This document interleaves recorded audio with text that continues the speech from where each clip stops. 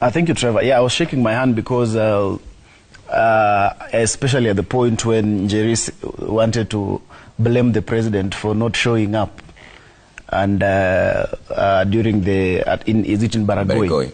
And I was just asking myself, how many places does really, if the president's value of work is in him showing up, then in how many places do we really want to see the president?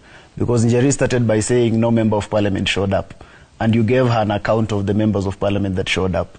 And after that, she shifted and said now the president did not show up. So what exactly do we sometimes really want? Because I find that, and I must actually congratulate Njeri because she has succeeded in pushing this conversation towards an emotional perspective. Because I would be able to see that you did not bring up the topic on the BBC documentary, but she brought it up from her introductory remarks. And finally, it has become a conversation. Why? Because the easiest way to do politics, Trevor, is to push emotions, unfortunately. And when you want to push emotions, you always want a conversation that is emotional. And that is why you're able to see that some of the most revered panelists and discussants that we have had in the country that have been really hailed, like my friend, the ODM Secretary General Edwin Sifuna, has not been on your panel ever since the signing of the broad-based government. Why? Because it is not easy to have an objective conversation. Right. The easiest way is always to whip emotions. That's why on this panel, you'd want to discuss the BBC documentary. Why? Because it pushes emotions. Why? Because you are running for election, and therefore that makes you sound like how the people want you to sound.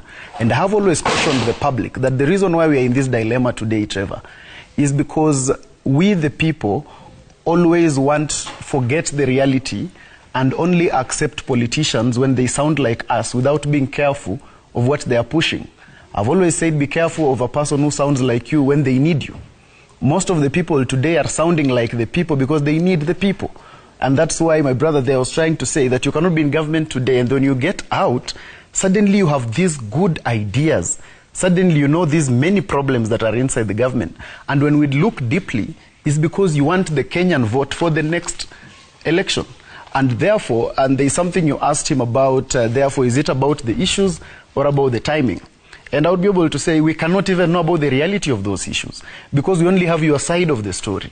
And most of the time, you are only pushing an emotional, sensational conversation.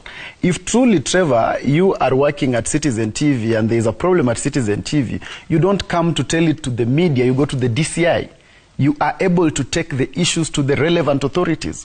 But most of what we see is that most of what Rigathi knows is supposed to be done on air. Most of what the former Attorney General knows is also being prosecuted on air. So the problem is we are not, as a people, keen enough to know and analyze and know that this person is speaking like this because they need me for the next election.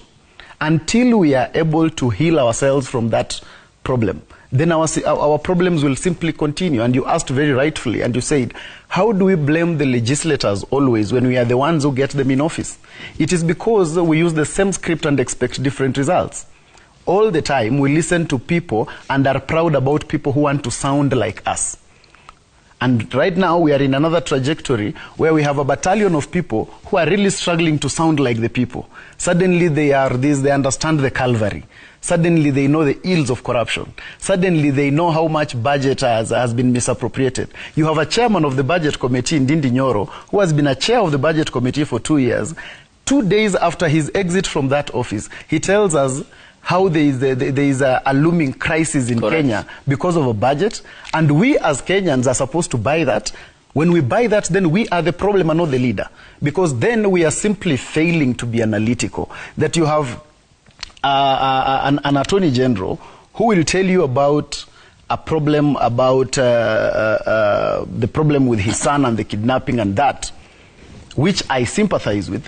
But you have this person who tells us that, condemns the government, is still given a piece of that government and is offered a position of being a cabinet secretary, takes it with stride, continues being inside the government, until when the government itself accuses him of being incompetent and pushes him out, then suddenly that person is supposed to be very popular to the people. You have a deputy president, Trevor, who spent over 2 hours pleading with the government and the parliamentarians not to eject him. out of government. He pleaded on TV, and all of us watched him to near tears when the impeachment motion was going on, and he did not wish to be out of this government. He pleaded with the country, he pleaded with the parliament, he pleaded with the president to remain in. And suddenly, when finally he is out, now there is no bad place like in. We as a people must become analytical. We must be able to understand governance for what it is. We must stop being emotional. It is always easy, Trevor, to have an emotional conversation. Yeah. The easiest conversations are emotional conversations. And I have been on both sides of this coin, and most of the easiest thing to do is to be in the opposition, because in the opposition, Trevor, all you need is to say no before you even want to know what was asked. You just say no. You just start with no. Yeah. And it will be popular.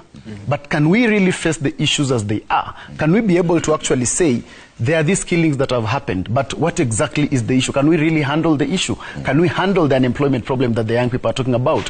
When we're talking about the legislators, can we be able to say, yes, there is a problem here and there, but are there these good people who are also doing a very good job? Aren't they people like who are running very noble projects? Some of them nominated members of parliament like Sabina Chege, running a very good foundation in Muranga County, and this is what they are actually doing. Can we be able to also see these people are 400? But Trevor, I have told you, we keep talking about 10 to 20 people. And we as a people must also ask ourselves, these people who are looking for our vote, why do they really sound like us? Is it just because they need the vote, or because they have a conviction to it? And that is the problem. It is, I have a very little approval for anyone who comes from Mount Kenya today and is running for elective office, and that person thinks Gachagua is a good person. That person does not necessarily believe Gachagua is a good person. That person simply believes Gachagua is popular in Mount Kenya today. Correct. And therefore that person is simply serving personal interests to get elected. So if the people are not able to see it like that, then we'll finish the election, Trevor, and by 2028, we will again be complaining that this government is not serving us, our parliamentarians have a problem, these people are not listening to us, but majorly the problem is we the people, because we become easily